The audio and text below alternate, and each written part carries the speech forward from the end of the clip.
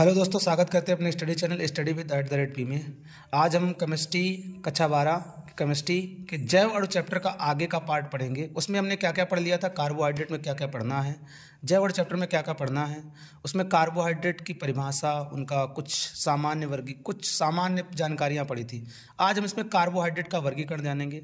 तो कार्बोहाइड्रेट का वर्गीकरण, तो कार्बोहाइड्रेट को पहले जल अपघटन के आधार पर देखेंगे।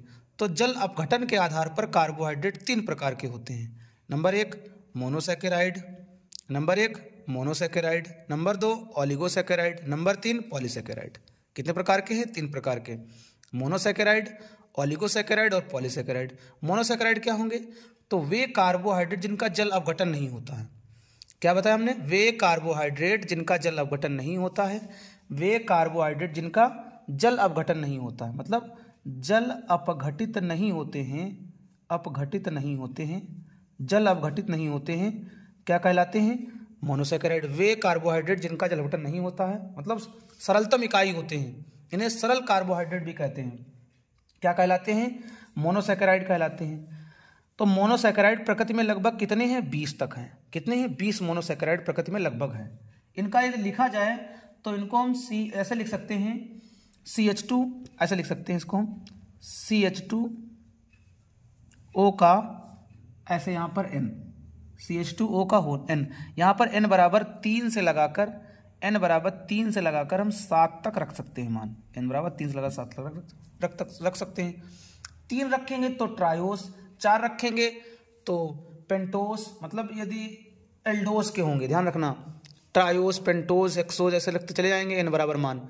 तो ये हमारे इसके कुछ एग्जाम्पल होते हैं। इसके एग्जाम्पल की बात करें तो glucose, fructose, ribose, galactose, Manoj, कौन कौन से हमने बताया? इसके एग्जाम्पल हमने बताए हैं ग्लूकोज, फ्रक्टोज, राइबोज,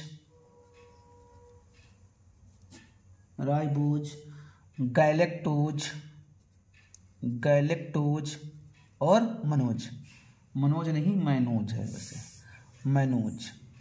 तो ये इसके क्या है? प्रमुख उदाहरण है। ग्लूकोज, फ्रक्टोज, राइबोज और गैलेक्टोज, मनोज, ये इसके प्रमुख उदाहरण हैं। अब बात करते हैं ओलिगोसैकेराइड। तो ओलिगोसैकेराइड कौन से होते हैं? वे कार्बोहाइड्रेट जो जल अपघटित होने पर मोनोसैकेराइड की 2 से लगाकर 10 तक इकाइयां देते हैं। वे कार्बोहाइड्रेट जिनको जल अपघटित कर दें तो मोनोसैकेराइड की कितनी इकाइयां बनेगी? मोनोसैकेराइड की 2 से लगाकर 10 तक इकाइयां देते हैं। क्या कहलाते हैं? ओलिगोसैकेराइड कहलाते हैं। ओलिगोसैकेराइड को फिर से कई भागों में बांट लिया गया है। नंबर 1, यदि 2 इकाइयां बनेंगी तो डाइसैकेराइड, 3 इकाइयां बनेंगी तो ट्राइसैकेराइड, 4 इकाइयां बनेंगी तो टेट्रासैकेराइड, 5 इकाइयां बनेंगी तो पेंटासैकेराइड। कहने का मतलब है जितनी इकाइयां बनती जाएंगी उतने सैकेराइड होंगे। तो ओलिगोसैकेराइड की परिभाषा हमने क्या बताई? वे कार्बोहाइड्रेट जो जल अपघटित होने पर मोनोसैकेराइड की 2 से 10 तक इकाइयां बनाते हैं। क्या कहलाते हैं? ओलिगोसैकेराइड कहलाते हैं। 2 इकाइयां बनेंगी तो डाई, 3 होंगी तो ट्राई, 4 होंगे टेट्रासैकेराइड। जैसे हम कह सकते हैं इसके इन सभी का, जैसे ग्लूकोज है, माल्टोज है, लैक्टोज है, ग्लूकोज, माल्टोज, लैक्टोज, ये हमारे डाइसैकेराइड हैं। कौन कौन से? ये डाई की कौन से बताएं? ग्लूकोज है, डाई किसे बता रहे हैं? डाइसैकेराइड में सुक्रोज है, डाइसैकेराइड में है सुक्रोज है, माल्टोज है, सुक्रोज, माल्टोज और लैक्टोज, ये हमारे क्या है? डाइसैकेराइड है, लैक्टोज। और ट्राइसैकेराइड की हम बात करें तो ट्राइसैकेराइड में कौन कौन से आते हैं? तो ट्राइसैकेराइड में रैफिनोज है, केस्टोज है, ट्राइसैकेराइड में रैफिनोज और केस्टोस या केस्टोज कह सकते हैं। टेट्रासैकेराइड की बात करें तो टेट्रासैकेराइड में स्टैचियोस, ये हमारे प्रमुख सैकेराइड। इनके सूत्र लिखे जाएं तो स्टैचियोस का सूत्र क्या आएगा? C24, इसका स्टैचियोस का सूत्र C24 H42 और O21। इनके सूत्र क्या आएंगे? तो इनके सूत्र भी लिख लेना, C18 H32 O16। इनके सूत्र क्या होंगे डाइसैकेराइड के? C12H22O11। ये इसके सूत्र होंगे, C12H22O11। तो ये हमारे डाइसैकेराइड, ये ट्राइसैकेराइड, ये हमारे क्या है टेट्रासैकेराइड, सबके सूत्र भी लिख दिए। अब हम बात करते हैं पॉलीसैकेराइड की। तो पॉलीसैकेराइड कौन से होंगे? वे कार्बोहाइड्रेट, पॉलीसैकेराइड की बात करें तो वे कार्बोहाइड्रेट जो जल अपघटित होने पर मोनोसैकेराइड की बहुत सी इकाइयां देते हैं। ये मान लो इसकी इकाइयां n बराबर 100 से लगाकर 3000 तक इकाइयां देते हैं, क्या कहलाते हैं? पॉलीसैकेराइड कहलाते हैं।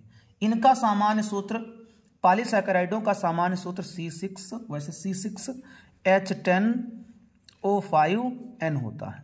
ये रखते चले जाओ, मान रखते आएंगे। इनके उदाहरण की बात करें तो कौन कौन से? स्टार्च है, स्टार्च, सेलुलोज, गूंद, ग्लाइकोजन, ये इनके प्रमुख उदाहरण हैं। ये इसके प्रमुख उदाहरण हैं जो हमने बताया, ये इसके क्या है? प्रमुख उदाहरण है। तो पहले हमने मोनोसैकेराइड की परिभाषा बताई, क्या बताई? वे कार्बोहाइड्रेट जिनका जल अपघटन नहीं होता है, वह क्या कहलाते हैं? मोनोसैकेराइड कहलाते हैं, जैसे ग्लूकोज, फ्रक्टोज है। ओलिगोसैकेराइड वे सैकेराइड जिनके जल अपघटन से मोनोसैकेराइड की 2 से लगाकर 10 इकाइयां तक बनती हैं, क्या कहलाते हैं? डाइसैकेराइड, ओलिगोसैकेराइड कहलाते हैं। इन्हें कई भागों में बांटा गया, डाइसैकेराइड, ट्राइसैकेराइड, टेट्रासैकेराइड। 2 इकाइयां बनेंगी तो डाई, 3 इकाइयां ट्राई, 4 टेट्रा, इनके एग्जाम्पल ये रखे हैं। फिर हमने बताया पॉलीसैकेराइड वे कार्बोहाइड्रेट जिनका जल अपघटन से मोनोसैकेराइड की अत्यधिक इकाइयां बनती है, अत्यधिक मतलब 100 से 3000 तक, क्या कहलाएंगे? पॉलीसैकेराइड कहलाएंगे। इनका सामान्य सूत्र C6H10O5N होता है। अब भौतिक गुण के आधार पर कहा जाए, भौतिक गुण के आधार पर कहा जाए कि भौतिक गुण के आधार पर कितने प्रकार के होते हैं? तो भौतिक गुण के आधार पर कार्बोहाइड्रेट 2 प्रकार के होते हैं। नंबर 1 शर्करा, नंबर 2 शर्करा। शर्कराएं कौन सी होती हैं? वे कार्बोहाइड्रेट जो स्वाद में मीठे होते हैं। स्वाद में कैसे होते हैं? स्वाद में मीठे, क्रिस्टलीय, स्वाद में मीठे, क्रिस्टलीय तथा जल में विलेय होते हैं। जल में कैसे होते हैं? विलेय, जल में विलेय होते हैं, क्या कहलाते हैं? शर्कराएं कहलाती हैं। वे कार्बोहाइड्रेट जो स्वाद में मीठे, क्रिस्टलीय, जल में विलेय होते हैं, क्या कहलाती हैं? शर्कराएं कहलाती हैं। जैसे उदाहरण की बात करें तो ग्लूकोज है, इनके गलनांक कुछ होते हैं, ध्यान रखना, इनके गलनांक तीक्ष्ण होते हैं। इनके गलनांक जो होते हैं वो तीक्ष्ण होते हैं। जैसे ग्लूकोज है, फ्रक्टोज है, लैक्टोज है, सुक्रोज है। ग्लूकोज, फ्रक्टोज, लैक्टोज और सुक्रोज, ये इनके क्या है? प्रमुख उदाहरण हैं, आदि लिख सकते हो। शर्कराओं की बात करें तो वे कार्बोहाइड्रेट जो स्वादहीन होते हैं, इनमें कोई स्वाद नहीं होता, स्वादहीन होते हैं। स्वादहीन, अक्रिस्टलीय, स्वादहीन, अक्रिस्टलीय और जल में अविलेय होते हैं या अल्प विलेय होते हैं। जल में अविलेय कहो या अल्प विलेय, अल्प विलेय या अविलेय होते हैं, अविलेय होते हैं। जल में अल्प विलेय या अविलेय होते हैं, क्या कहलाते हैं? अशर्कराएं कहलाती हैं। इनके एग्जाम्पल देखे जाएं तो स्टार्च है, सेलुलोज है, डेक्सट्रिन है, ग्लाइकोजन है। तो मतलब जो पॉलीसैकेराइड वाले एग्जाम्पल हैं वही हमारे क्या रहेंगे? एग्जाम्पल इसके रहेंगे, अशर्करा के एग्जाम्पल रहेंगे। उसके बाद हम बात करते हैं अपचायक गुणों के आधार पर। तो अपचायक गुणों के आधार पर 2 प्रकार के होते हैं, एक अपचायक शर्करा, एक अनपचायक शर्करा। एक होती है अपचायक शर्करा, एक अनपचायक शर्करा। अपचायक शर्करा कौन सी होती हैं? वे कार्बोहाइड्रेट जो टालेन अपकर्मक, बेनेडिक्ट विलयन या फेलिंग विलयन, वे कार्बोहाइड्रेट या वे शर्कराएं, अच्छा अपचायक शर्करा किन्हें कहते हैं? वे कार्बोहाइड्रेट या शर्कराएं जो टालेन अभिकर्मक, फेलिंग विलयन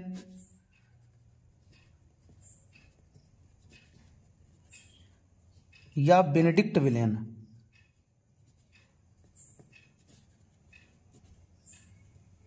आज द्वारा अपचयित हो जाते हैं, क्या कहलाती हैं? अपचायक शर्कराएं कहलाती हैं। अनपचायक शर्करा कौन सी होंगी? वे शर्कराएं जो टालेन अपकर्मक, फेलिंग विलयन, बेनेडिक्ट विलयन द्वारा अपचयित नहीं होती हैं, क्या कहलाती हैं? अनपचायक शर्कराएं कहलाती हैं। अपचायक शर्कराएं वे शर्कराएं जो टालेन अपकर्मक, फेलिंग विलयन, बेनेडिक्ट विलयन द्वारा अपचयित होती हैं, क्या कहलाती हैं? अपचायक शर्कराएं कहलाती हैं। और जो इनके द्वारा अपचयित नहीं होती हैं क्या कहलाती हैं? अनपचायक शर्कराएं कहलाती हैं।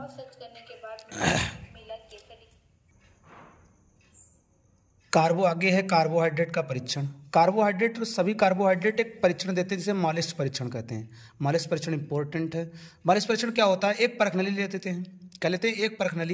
एक परखनली में पदार्थ का 2 ml जलीय विलयन, पदार्थ का 2 ml जलीय विलयन, फिर इसके जलीय विलयन में 2 ml एल्कोहलिक अल्फा नेप्थाल मिला देते हैं। क्या मिला देते हैं? एक परखनली लेते हैं, उसमें 2 ml जलीय विलयन पदार्थ का और 2 ml एल्कोहलिक अल्फा नेप्थाल मिला देते हैं। फिर बिना हिलाए इस परखनली की दीवार के सहारे बिना हिलाए इस दीवार के सहारे सल्फ्यूरिक अम्ल की कुछ बूंदे डालते हैं। किसकी बूंदे? सल्फ्यूरिक अम्ल की कुछ बूंदे, शांत सल्फ्यूरिक अम्ल की कुछ बूंदे डालते हैं। शांत सल्फ्यूरिक अम्ल की कुछ बूंदे डालते हैं। डालते ही 2 परतों के बीच यदि लाल भूरे रंग का ये परत जैसे मिलेगी तो यहाँ पर लाल भूरे रंग का यदि छल्ला बनता है, लाल या भूरे रंग का छल्ला बनता है और जो कुछ समय बाद बैंगनी हो जाता है। कुछ समय के बाद यही छल्ला कुछ समय के बाद कैसा हो जाता है? बैंगनी हो जाता है। तो 100% उसमें कार्बोहाइड्रेट उपस्थित होगा। क्या हमने बताया? पदार्थ का 2 ml जलीय विलयन भरना है, उसमें 2 ml एल्कोहलिक अल्फा नेप्थाल मिलाना है, फिर परखनली के हिलाना नहीं है, बिना हिलाए परखनली की दीवार के सामने कुछ बूंदे सल्फ्यूरिक अम्ल की मिलानी है, शांत सल्फ्यूरिक अम्ल की। यदि मिलते ही लाल भूरे रंग का छल्ला बनता है जो कुछ समय के बाद बैंगनी हो जाता है तो उसमें कार्बोहाइड्रेट 100% उपस्थित होगा, निश्चित होगा। और ध्यान रखना, कार्बोहाइड्रेट की पहचान होती, कार्बोहाइड्रेट जितने भी होंगे उनके पीछे ओस लगा होगा। और यदि एल्डिहाइड समूह होगा तो एल्डोस होंगे और कीटोन समूह होगा तो कीटोस होंगे। ध्यान रखना, क्या हमने बताया? सभी कार्बोहाइड्रेट के अंत में क्या लगा होगा? ओस लगा होगा। क्या लगा होगा? एल्डो, ग्लूकोस, ओस लगा होगा। ओस लगा होगा। साथ में यदि एल्डिहाइड समूह होगा, यदि CHO समूह होगा तो उसे हम कहेंगे एल्डोस। क्या कहेंगे? एल्डोस। यदि कीटो समूह होगा तो उसे हम कहेंगे कीटोस। क्या कहेंगे? कीटोस कहेंगे। तो ये याद रखना नामकरण समूह। यदि एल्डिहाइड समूह है तो 5 कार्बन है, यदि मान लो 5 कार्बन है तो हम क्या कहेंगे? पेंटो, एल्डो पेंटोस। एल्डिहाइड में यदि है तो उसे हम क्या कहेंगे? Aldo pentose. और यदि मान लो 5 कार्बन इस कीटोज में है, 5 कार्बन वाला है तो उसे हम क्या कहेंगे? एल्डो कीटोज। कीटो पेंटोस कहेंगे। क्या कहेंगे? कीटो पेंटोस।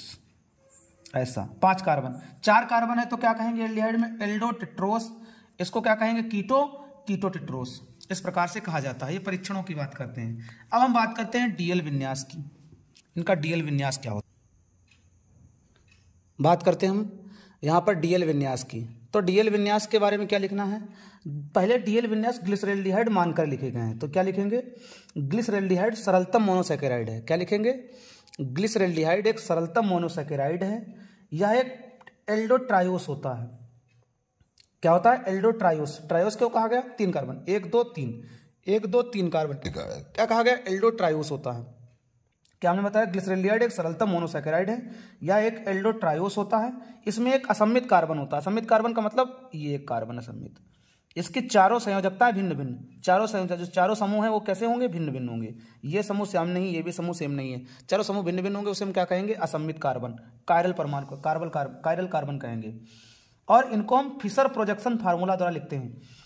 फिशर प्रोजेक्शन फार्मूला द्वारा इनको प्रदर्शित किया जाता है। ये अब यदि देखो इसका ये फार्मूला लिखा गया, ये वाले को ऐसे बना देना घेरा। इसका मतलब क्या है? ये लिखने का मतलब ये डी ग्लिसरैल्डिहाइड है, ये एल ग्लिसरैल्डिहाइड। डी क्या है? डी क्या है? यदि कायरल कार्बन के दाईं तरफ OH लगा होगा, यदि कायरल कार्बन मतलब असम्मित कार्बन के दाईं ओर OH परमाणु लगा होता है तो डी रूप आता है, और यदि असम्मित कार्बन के बाईं ओर OH लगा होता है तो एल रूप आता है। ये प्लस और माइनस चिन्ह का मतलब, तो ये प्लस चिन्ह का मतलब है ये दक्षिणावर्त, मतलब दक्षिणावर्त घूमने वाला है। तो ये दक्षिणावर्त, ये यौगिक जो है ग्लिसरैल्डिहाइड दक्षिणावर्त घूमता है, और ये बाईं ओर घूमता है, मतलब वामावर्त घूमता है, इसलिए माइनस चिन्ह आता है। और बाकी दोनों ग्लिसरैल्डिहाइड के सूत्र हैं। तो डी प्लस और डी एल माइनस का अर्थ हमने बताया। डी का मतलब असम्मित कार्बन के दाईं ओर यदि OH लगा होगा तो डी, यदि असम्मित कार्बन के बाईं ओर OH लगा होगा तो एल। प्लस चिन्ह दक्षिणावर्त घूमने के लिए, माइनस चिन्ह वामावर्त घूमने के लिए लगे होते हैं। तो ये इसका मतलब होता है। ये डीएल विन्यास लिखना बताया जाता है। डीएल विन्यास का मतलब होता है, जैसे हम बात करें, यदि इसका बात कर लें, अब हम देखेंगे ग्लूकोज के बारे में। क्या मोनोसैकेराइड पढ़ेंगे? क्या पढ़ेंगे? मोनोसैकेराइड। मोनोसैकेराइड में हमें क्या क्या पढ़ना है, ग्लूकोज और फ्रक्टोज पढ़ने हैं। क्या पढ़ने हैं, ग्लूकोज पढ़ना है और हमें फ्रक्टोज पढ़ना है। तो पहले हेडिंग डालेंगे ग्लूकोज। तो ग्लूकोज का सूत्र क्या होता है, C6H12O6। इसका पहले सूत्र लिखेंगे, C6H12O6 इसका सूत्र होता है ग्लूकोज को। ग्लूकोज को हम डेक्सट्रोज भी कहते हैं, डेक्सट्रोज भी। ग्लूकोज को हम क्या कहते हैं, डेक्सट्रोज,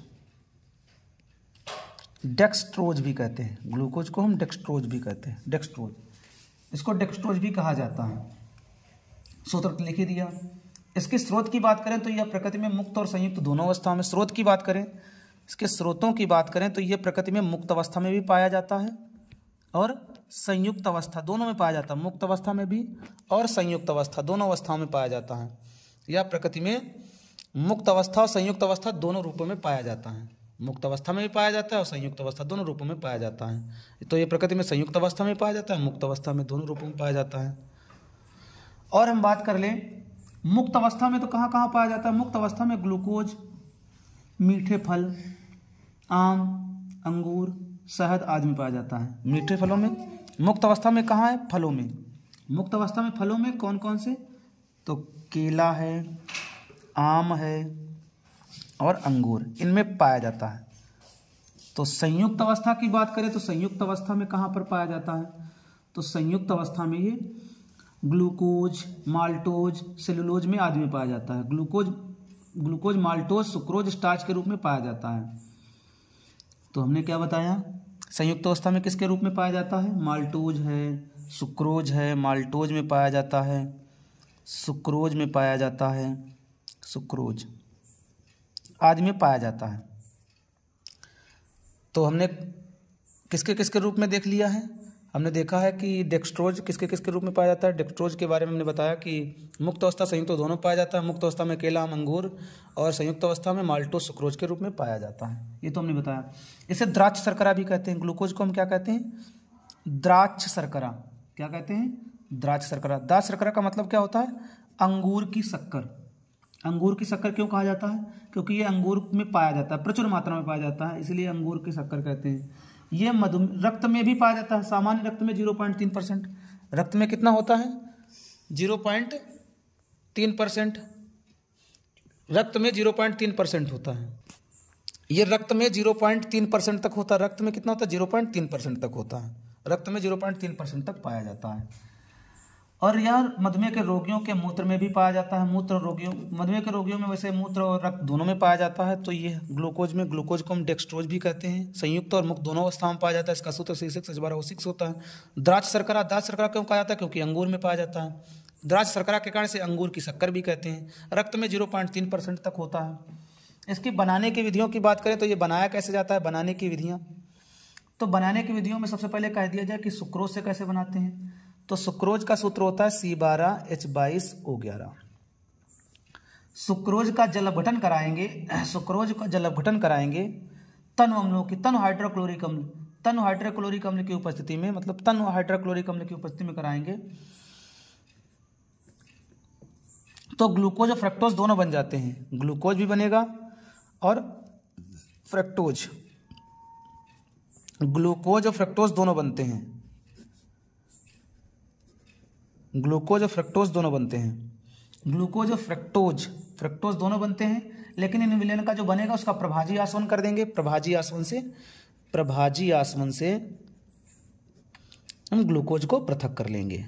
तो हमने क्या बताया, सुक्रोज का जलवटन कराएंगे तनु अम्ल की उपस्थिति में, तन हाइड्रोक्लोरिक अम्ल, सल्फ्यूरिक अम्ल की उपस्थिति में ग्लूकोज फ्रक्टोज दोनों बनेंगे। इसका प्रभाजी आसवन कर लेंगे तो ग्लूकोज पृथक हो जाएगा, फ्रक्टोज पृथक हो जाएगा। ये तो ऐसे बना दिया। अब बात करें हम स्टार्च से। स्टार्च से कैसे बनाएंगे, स्टार्च से कैसे बनाया जाता है। तो स्टार्च यह सूत्र होता है C6H10O5। ये स्टार्च का सूत्र होता है। स्टार्च का जल योजन करा देंगे अम्ल की उपस्थिति में ही, अम्ल की उपस्थिति में, तन सल्फ्यूरिक अम्ल की उपस्थिति में कराएंगे। 2 से 3 ATM दाब ले लेना तो क्या होगा, ग्लूकोज बन जाएगा। C6H12O6 ग्लूकोज बनेगा। तो हमने क्या बताया, स्टार्च को जलयोजित कराएंगे सल्फ्यूरिक अम्ल की उपस्थिति में, सल्फ्यूरिक अम्ल की उपस्थिति में 393 केल्विन ताप पर और 2 से 3 ATM दाब पर, तो ग्लूकोज बनेगा। ये तो बनाने की विधियां हैं। भौतिक गुण की बात की जाए तो इसका गलनांक 186 डिग्री होता है, सफ़ेद रंग का क्रिस्टलीकृत। इसके भौतिक गुण की बात करें इसके भौतिक गुण, तो इसका गलनांक जो होता है वो 146 डिग्री सेल्सियस। गलनांक कितना होता है? 146 डिग्री सेल्सियस। ये कैसा होता है? तो ये सफेद रंग का क्रिस्टलीय होता है, सफेद रंग का क्रिस्टलीय, सफेद रंग का क्रिस्टलीय ठोस होता है। मीठा होता है, लेकिन उतना मीठा नहीं होता जितनी शक्कर मीठी होती है। जल में विलेय होता है, जल में विलेय होता है, जल में विलेय होता है। एल्कोहल में कम विलेय होता है, बेंजीन में और इथरों में अविलेय होता है। इसमें यदि असम्मित कार्बनों की संख्या कही जाए तो इसमें 4 असम्मित कार्बन होते हैं। कितने असम्मित कार्बन होते हैं? 4 असम्मित कार्बन होते हैं। रासायनिक गुण की बात की जाए, इसके रासायनिक गुणों की बात की जाए तो रासायनिक गुण बहुत से हैं। या रासायनिक गुणों की बात की जाए तो रासायनिक गुण बहुत से हैं। तो हम रासायनिक गुण को हम अगले पेज में कर ले रहे हैं। रासायनिक गुण की बात करें तो सबसे पहले रासायनिक गुण की हम बात करते हैं नाइट्रिक अम्ल के साथ अपक्रिया। रासायनिक गुण में पहले कहते हैं नाइट्रिक अम्ल के साथ अपक्रिया। नाइट्रिक अम्ल के साथ ऑक्सीकरण भी लिख सकते हो। तो नाइट्रिक अम्ल के साथ यदि इसका ऑक्सीकरण कराएंगे तो ध्यान रखना कि दोनों, ये वाला ग्रुप, दोनों ऑक्सीकरण में ये वाला ग्रुप और ये वाला ग्रुप, दोनों ग्रुप को हम COOH में कन्वर्ट कर देंगे। इस वाले ग्रुप को, इस वाले ग्रुप को, दोनों को कन्वर्ट करेंगे। तो कन्वर्ट करेंगे तो होगा क्या? ऊपर वाला ग्रुप भी COOH में कन्वर्ट हो जाएगा। नीचे वाले, बीच वाले में कोई भी परिवर्तन नहीं करना, इस पार्ट में कोई भी परिवर्तन नहीं करना, इन दोनों को परिवर्तित कर देना COOH में। हमने ऊपर नीचे को परिवर्तित कर दिया। इसका नाम क्या होगा? इसका नाम सैकेरिक अम्ल। क्या बनता है? सैकेरिक अम्ल बनता है। इसका नाम है सैकेरिक अम्ल, सैकेरिक अम्ल बनता है। यदि ब्रोमीन जल के द्वारा अपचयन करा, ऑक्सीकरण करा दिया जाए तो क्या होगा? तो केवल ऊपर वाला ही परिवर्तित करना, इसमें नीचे वाला नहीं परिवर्तित करना। तो इसको परिवर्तित करेंगे, ये हो जाएगा COOH। बीच वाले में कोई परिवर्तन नहीं, नीचे वाला भी वही रहेगा। इसको हम क्या कहेंगे? इसको कहेंगे ग्लूकोनिक अम्ल। क्या कहेंगे? ग्लूकोनिक अम्ल बन जाएगा, ग्लूकोनिक अम्ल। और यदि मान लो टालन अपकर्मक के साथ अपचायक गुण देखा जाए, अपचायक गुण है, ये तो ऑक्सीकरण है हो रहा था, इनमें दोनों में ऑक्सीकरण, ये अपचायक गुण है। तो इसका अपचायक गुण देखा जाए तो ऑक्सीकरण यदि हम करा दें उसके साथ में टालन अपकर्मक के साथ, तो टालन अपकर्मक का सूत्र Ag2O लिखा जाता है सुविधा की दृष्टि से। इसके साथ करेंगे तो इसमें भी सेम वही अपक्रिया, ये वाला ही पार्ट इसमें कन्वर्ट होगा COOH में। बाकी का कोई परिवर्तन नहीं होगा, उसको ऐसे ही लिख देंगे CH2OH। ग्लूकोनिक अम्ल बनेगा और साथ में रजत दर्पण बनेगा। क्या बनेगा? रजत दर्पण बनता है, चमकदार रजत दर्पण बनता है। HCN के साथ अपक्रिया कराई जाए तो साइनोहाइड्रिन बनते हैं। मतलब यहीं पर इस वाले पार्ट पर अपक्रिया होगी, एक OH और नीचे CN, साइनोहाइड्रिन, और बाकी का पार्ट वैसे ही रहेगा, OH का होल 4 और CH2OH। साइनोहाइड्रिन बनेगा, साइनोहाइड्रिन बनता है। ग्लूकोज साइनो, इसका नाम क्या है? Glucose cyanohydrin. यदि हम बात करें हाइड्रॉक्सिलअमीन के साथ अपक्रिया, ये नाम किसका? हाइड्रॉक्सिलअमीन। तो हाइड्रॉक्सिलअमीन के साथ अपक्रिया कराएंगे तो ग्लूकोज ऑक्सिम बनेगा। क्या बनेगा? ग्लूकोज ऑक्सिम। यहाँ पर CH है, ये वाला O, ये वाला O और ये वाला H2, ये वाला H2 और ये वाला O बन जाएगा H2O। बाकी बचा CH और ये NOH। बाकी कहीं परिवर्तन नहीं, CHOH का होल 4 और नीचे CH2OH। तो इसको हम क्या बोलते हैं? ग्लूकोज ऑक्सिम बनता है। क्या बनता है? ग्लूकोज ऑक्सिम। यदि ग्लूकोज की इसके फेनिल हाइड्रोजीन के साथ अपक्रिया कराएं, फेनिल हाइड्रोजीन, तो फेनिल हाइड्रोजीन के साथ अपक्रिया कराने पर क्या बनता है? ओसाजोन बनता है, ग्लूकासाजोन बनता है। ग्लूकासाजोन मतलब CH डबल बंद में NNHC6H5, यहाँ पर भी यही हो जाएगा NNHC6H5। बाकी यहाँ पर रह जाएंगे CHOH का होल 3 और नीचे CH2OH। ये हमारा क्या है? ग्लूकासाजोन है। इसके साथ यदि PCl5 के साथ अपक्रिया कराई जाए तो क्या होगा? तो PCl5 में क्या होगा? जहाँ जहाँ पर OH है वो हट जाएंगे, उसकी जगह पर क्या लग जाएगा? Cl। तो pH, तो इसमें तो कोई परिवर्तन नहीं होगा। यहाँ पर आ जाएगा Cl का होल 4 और यहाँ पर भी आ जाएगा CH2OCl, और 5 ही क्या बनेंगे? POCl3 और 5 ही HCl बनेंगे। HCl के साथ HCl के साथ अपक्रिया कराए तो लेवुलिक अम्ल और फार्मिक अम्ल बनता है। लेवुलिक अम्ल का सूत्र क्या होता है? CH3CO CH2 COOH। ये लेवुलिक अम्ल है, फार्मिक अम्ल बनता है और हमारा बन जाता है जल। तो ये हमारे हैं। इससे संबंधित कुछ क्वेश्चन भी पूछे जाते हैं। क्या क्वेश्चन पूछा? जैसे कह दिया जाए कि सिद्ध करो कि ग्लूकोज में 5 हाइड्रॉक्सिल समूह होते हैं। सिद्ध करो कि ग्लूकोज में 5 हाइड्रॉक्सिल समूह होते हैं। तो ये PCl5 के साथ अपक्रिया जो लिखी है वो करा देना, क्योंकि इसमें 5 POCl3 और 5 HCl बनते हैं। सिद्ध हो जाएगा ग्लूकोज में 5 हाइड्रॉक्सिल समूह। यदि कह दे कि सिद्ध करो कि ग्लूकोज में एक कार्बोनिल समूह होता है तो इसकी अभिक्रिया इससे करा देना, फेनिल हाइड्रोजन के साथ करा देना तो इससे सिद्ध हो जाएगा ग्लूकोज में एक कार्बोनिल समूह है। और यदि कह दिया जाए कि सिद्ध करो ग्लूकोज में एक एल्डिहाइड समूह है तो इसकी अभिक्रिया HCN के साथ करा देना तो सिद्ध हो जाएगा ग्लूकोज में एक कार्बोनिल एस्टेल्डिहाइड समूह है। और इसका यदि परीक्षण कहा जाए तो ग्लूकोज की अभिक्रिया हम टालियम कर्मक के साथ कराएंगे तो ध्रुवीय दर्पण बनेगा। ये इसका क्या है, परीक्षण है। तो ये हम प्रमुख परीक्षणों की बात करें। अब ग्लूकोज के हम देखें क्या उपयोग क्या क्या है। ग्लूकोज के उपयोगों की बात करें तो ग्लूकोज के उपयोग क्या क्या किए थे। ग्लूकोज का उपयोग कहाँ किया था, विटामिन सी के निर्माण में, औद्योगिक निर्माण में। कहाँ कहाँ किया था, इसके उपयोग की बात करें, उपयोगों की बात करें तो विटामिन सी के निर्माण में पहला उपयोग। नंबर 2, एथिल अल्कोहल के निर्माण में, एथिल अल्कोहल बनाया जाता है। नंबर 3, और क्या इसका उपयोग है, फलों के परिरक्षण में, जैम जेली आदि बनाने में, फलों के परिरक्षण में, जैम जेली बनाने में, जैम बनाने में, जेली बनाने में, जैम जेली बनाने में। और कहाँ पर उपयोग होता है इसका, और मीठी गोलियां टाफियां बनाने में, मीठी गोलियां और टाफियां बनाने में, मीठी गोलियां व टाफियां बनाने में, इनमें इसका प्रमुख उपयोग किया जाता है। औषधियों के रूप में भी इसका उपयोग किया जाता है, कैल्शियम की कमी ये पूरी करता है। ग्लूकोन डी के रूप में इसका उपयोग किया जाता है, ग्लूकोन डी के रूप में इसका उपयोग किया जाता है। तो ये ग्लूकोज के प्रमुख उपयोग हैं। और यदि ग्लूकोज का डीएल विन्यास देख लिया जाए कि ग्लूकोज का डीएल विन्यास क्या है, तो हम ग्लूकोज का डीएल विन्यास इस रूप में बना सकते हैं, वो भी पाइरोनोस संरचना के आधार पर बनाएंगे। तो ध्यान देना, ग्लूकोज की हम डीएल संरचना बना रहे हैं, डीएल विन्यास लिख रहे हैं, तो हम ऐसे लिख सकते हैं, ऐसे इस टाइप से। यहाँ पर O लगा देना,